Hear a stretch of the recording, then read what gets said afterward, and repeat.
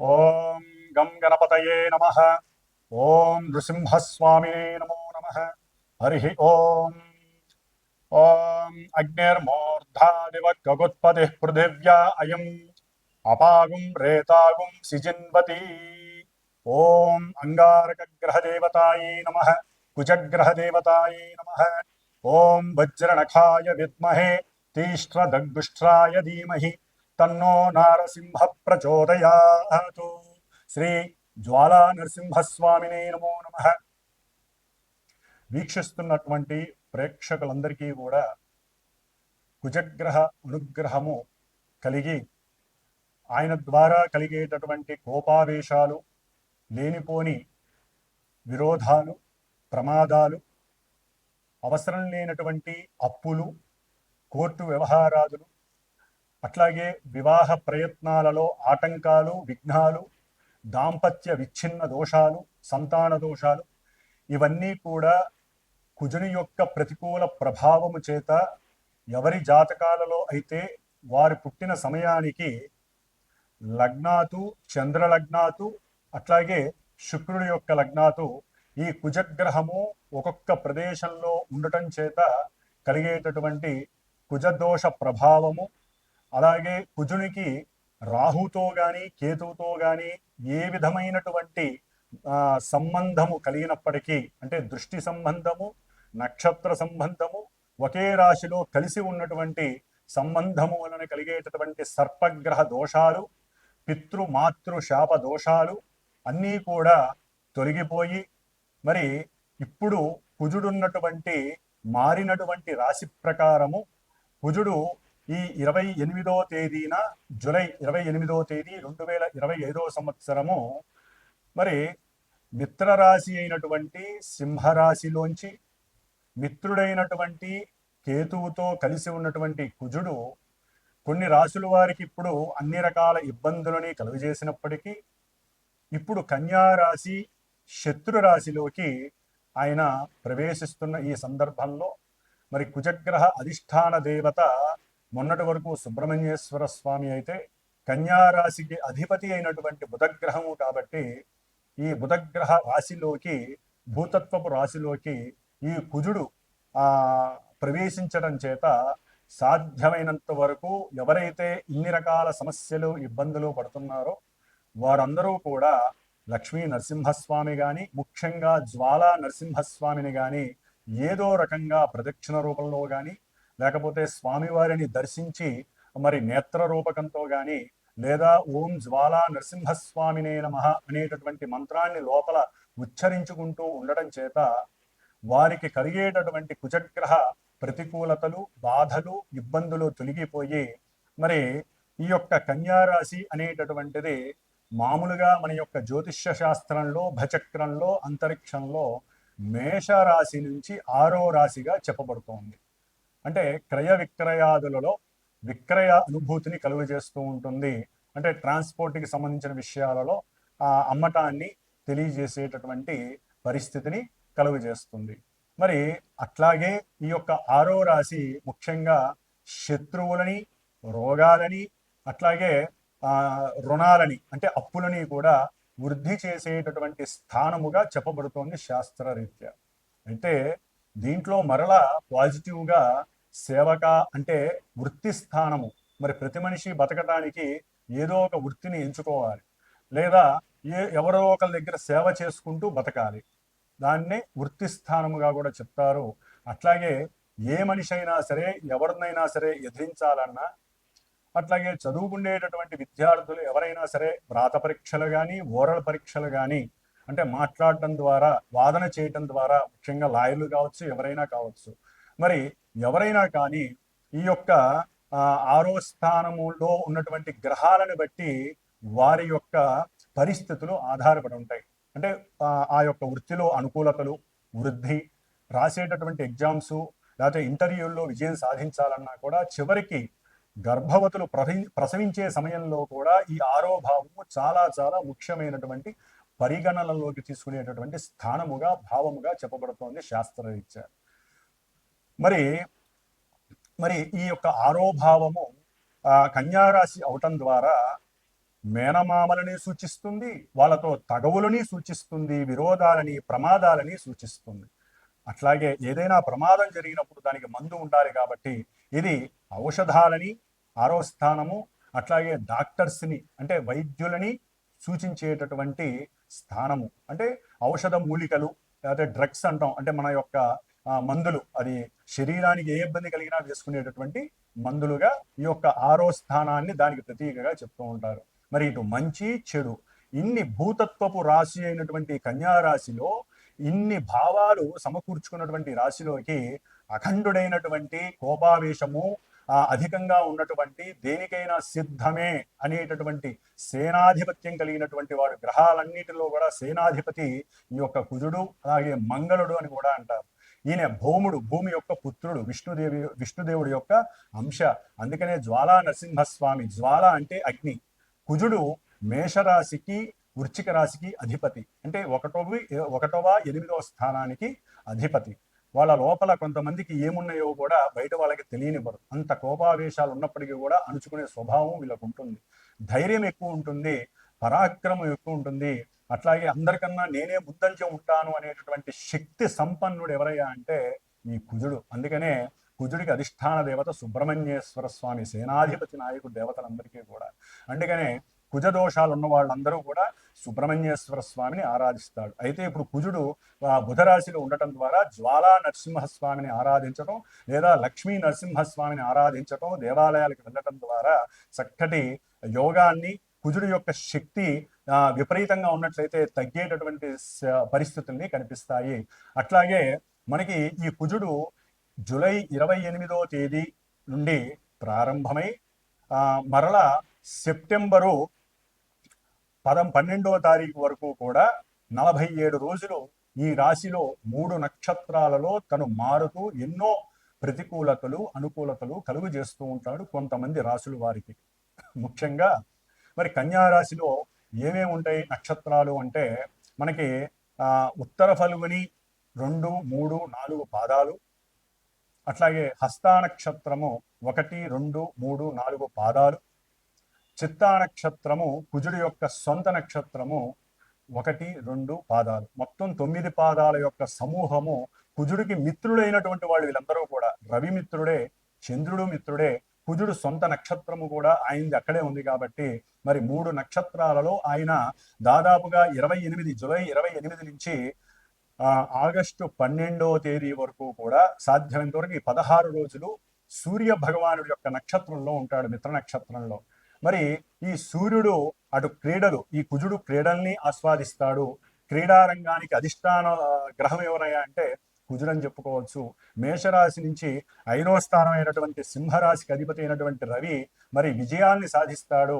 అట్లాగే కుజుడు రోగకారకుడు, సమస్త రోగాలని వృద్ధి చేసేటటువంటి వాడు, ఇబ్బందులు పెట్టేవాడు, శత్రువుల్ని ఇబ్బంది పెట్టేవాడు, అట్లాగే రుణాలని పెంచేటటువంటి వాడు. మరి ఇటువంటి వాడికి 5వ భావం అయినటువంటి రవితో సత్సంబంధం వలన ఈ 16 రోజుల్లో కూడా ఆగస్టు 12వ తేదీ వరకు కూడా ఈ రవి యొక్క ప్రభావము కొంతమంది రాశులకు ఉన్నటువంటి రాశుల్ని బట్టి ఆయన ఈ శత్రు రోగ రుణ వృద్ధిని తగ్గించేటటువంటి శక్తిని ప్రసాదిస్తాడు కుజ భగవానుడు రవి నక్షత్రంలో ఉండటం ద్వారా. ఆ తదుపరి దాదాపుగా కుజుడు 21 రోజులు హస్తా నక్షత్రము, చంద్ర నక్షత్రంలో 4 పాదాల్లో సంచరిస్తూ ఉంటాడు ఈ కన్యా రాశిలో. చంద్రుడు మేషం నుంచి 4వ స్థానం అంటే మాతృస్థానము, అట్లాగే వాహన స్థానము, ఉద్యోగ స్థానము, అన్ని రకాల కంఫర్ట్నెస్ని, మానసిక చర్యలని ప్రసాదించేవాడు ఈ చంద్రుడు. మరి కుజుడు చూస్తే అగ్నితత్వపు రాశి, అగ్నికారకుడు. మరి ఈయన చూస్తే జలకారకుడు, జలతత్వపు రాశి. మరి వీళ్ళిద్దరికంటే పడుతుంది, తప్పదు. అయితే ఏంటంటే కొన్ని ఈ కుజుడు వాత రోగాన్ని కలుగజేసేటటువంటి వాడు, చంద్రుడు జలతత్వ కారకుడు అంటే శ్లేష్మ రోగాలు.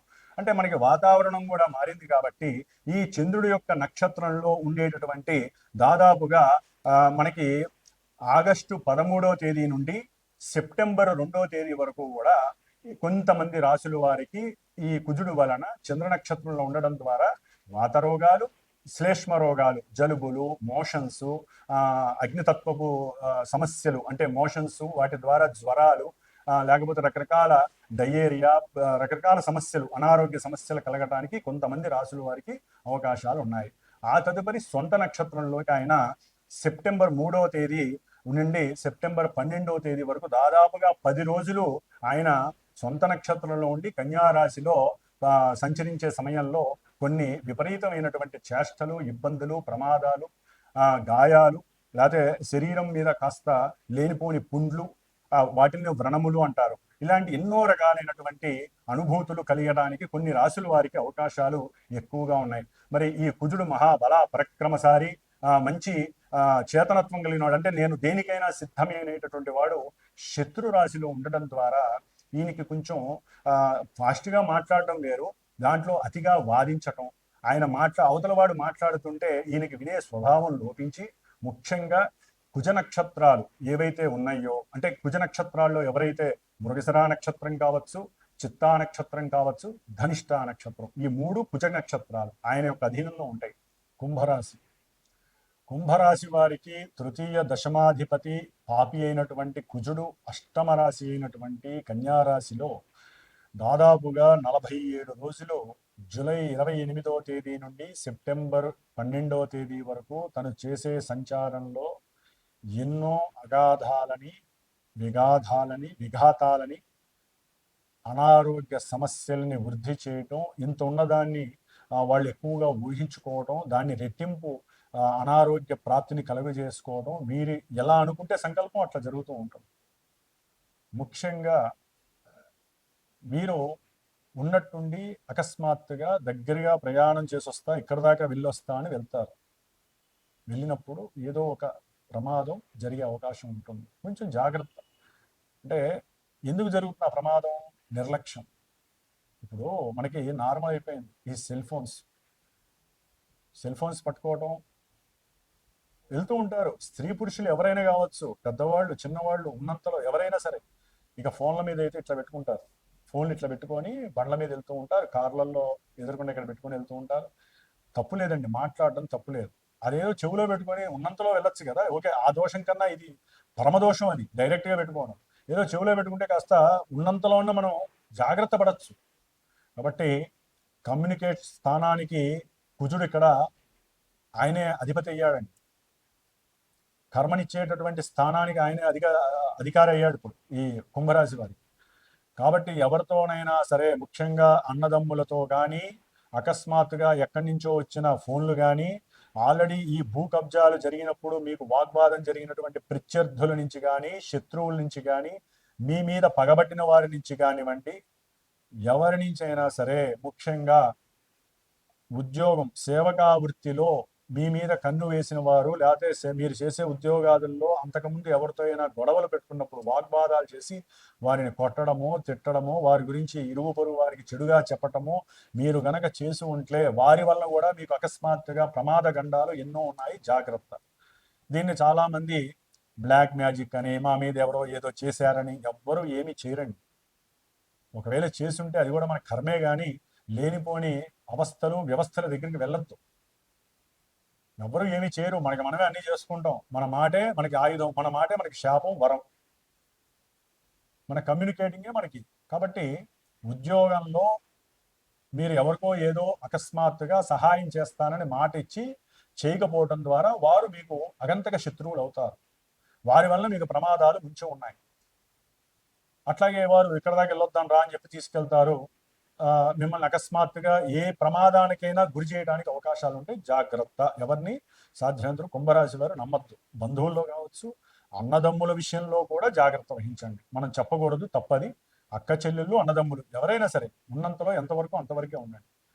ముఖ్యంగా సంభాషించేటప్పుడు మౌనత్వం వహించండి, ఎక్కువ వినండి. అవతల వాళ్ళల్లో ఉన్న చెడుని మీరు గ్రహించండి, లేకపోతే పూర్తిగా మీకు ఊబిలోకి వెళ్ళిపోతారు. మీ నెత్తి మీద మృత్యువు కూర్చున్నట్టే లెక్క. అష్టమంలో కుజుడు మృత్యువుతో సమానం. ప్రమాదాల పరంగా శత్రువులు, రోగవృద్ధి, శత్రువృద్ధి, రుణవృద్ధి, అనుకున్న కార్యాలు జరక్క మీకు మీరే ఏదో చేసుకునేటటువంటి మానసిక ప్రక్రియలు, ఇవన్నీ భయపెట్టడానికి, మీరు భయపడడానికి చెప్పట్లేదండి. ఆ గ్రహము అటువంటి వైవిధ్యకరమైనటువంటి కారకత్వాన్ని కలిగి ఉంటుంది కుజగ్రహం. మరి ఆయన బాలేనప్పుడు ఎలా ఉంటుందంటే పరిస్థితి? మంటలో ఉన్నట్టు ఉంటుంది పరిస్థితి. అగ్నికారకుడు, భూతత్వం, అందుకని చెప్తున్నాను, ప్రయాణాల యందు జాగ్రత్త. అట్లాగే తండ్రితో ఏదైనా ఈ లాలూచి ఉంటే కదా కొన్ని, ఈ గృహపరమైనటువంటి భూ భూ విషయాలు కానీ, గృహ విషయాలు కానీ, కట్టే విషయాల్లో కానీ, రుణ విషయాలు కానీ, తండ్రితో గొడవ పడకండి, తండ్రితో ముచ్చట్లాడండి, అనవసరమైన గొడవలు తండ్రితో పెట్టకండి. తండ్రి యొక్క శాపం కూడా మీకు మృత్యువుని కలుగజేస్తుంది, జాగ్రత్త.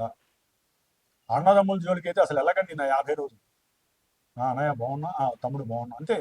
అది కూడా ముఖాముఖి ఫోన్లలో మాట్లాడితే కోపం వస్తే మీ యొక్క ఫోన్ని వాళ్ళు ట్రాప్ చేయడం, పోలీసులు వినిపించడం, మిమ్మల్ని కటకటాల వెనకాల చేర్పించడం, సాక్ష్యాలు, ఇవన్నీ రాజకీయ నాయకులకి జరుగుతాయి, మామూలు వాళ్ళకి కూడా జరుగుతాయి. మరి కొంచెం జాగ్రత్త వహించండి కమ్యూనికేట్ విషయంలో. మీ ఉద్యోగ భద్రత విషయంలో జాగ్రత్త. మీకు ట్రాన్స్ఫర్స్ జరిగే అవకాశము, అది మీకు నచ్చకపోవటము, దాని ద్వారా వృత్తికి కొంతమంది రిజైన్ చేయడం, నేను వేరే వృత్తిని ఎంచుకుంటాననుకోవడం, సెల్ఫ్ కాన్ఫిడెన్స్ ఎక్కువ కదా కుజగ్రహానికి. అవన్నీ పనిచేయవండి, జాగ్రత్త వహించండి అంతే. కొంచెం కొంచెం ఓపిక పట్టండి. మీరు అనుకుంటే అది బొమ్మని బొరుసు చేయొచ్చు, లేకపోతే మీకు సమస్యలు తప్ప ఊరట లభించదు కుంభరాశి వారికి. ఆర్థికంగా ధన నష్టము, అది ప్రమాదం ద్వారా కావచ్చు, హాస్పిటలైజేషన్ ద్వారా కావచ్చు, అన్నదమ్ముల్ని చూడడానికి, వాళ్ళకి ఏదైనా ఇబ్బందులు కలిగితే చూడడానికి కావచ్చు, కుటుంబంలో అకస్మాత్తుగా జరిగేటటువంటి కలహాలు, కొట్లాటల వలన ఆర్థిక సమస్యలు కావచ్చు, కమ్యూనికేటర్ లోపం కావచ్చు, ఇట్లా ఎన్నో రకాలుగా సమస్యలు, ఇబ్బందులు పెట్టే అవకాశం మీకు కలుగుతోంది. ఏదైనా ఒక వస్తువు అమ్మటంలో కూడా మీరు నష్టాన్ని, లాభం వస్తుందనుకుంటే అది నష్టంగా కూడా పరిగణించవచ్చు. గురువులు కూడా మీకు శత్రువులయ్యే అవకాశం ఉంటుంది. చదువుకునే విద్యార్థులకి కొంత అనుకున్న విద్యాభ్యాసం కలగకపోవచ్చు, స్కూల్స్కి సరిగ్గా వెళ్ళకపోవచ్చు, వాళ్ళకి మోషన్స్ కలగచ్చు, తలనొప్పులు రావచ్చు, లేకపోతే లేనిపోని కురుపులు, లేకపోతే ఇప్పుడు వచ్చేటటువంటి వాతావరణంలో ఉండేటటువంటి వైవిధ్యమైనటువంటి విషయాల పరంగా ఎన్నో రకాలైనటువంటి లేనిపోని దోమల వలన సమస్యలు కలగచ్చు.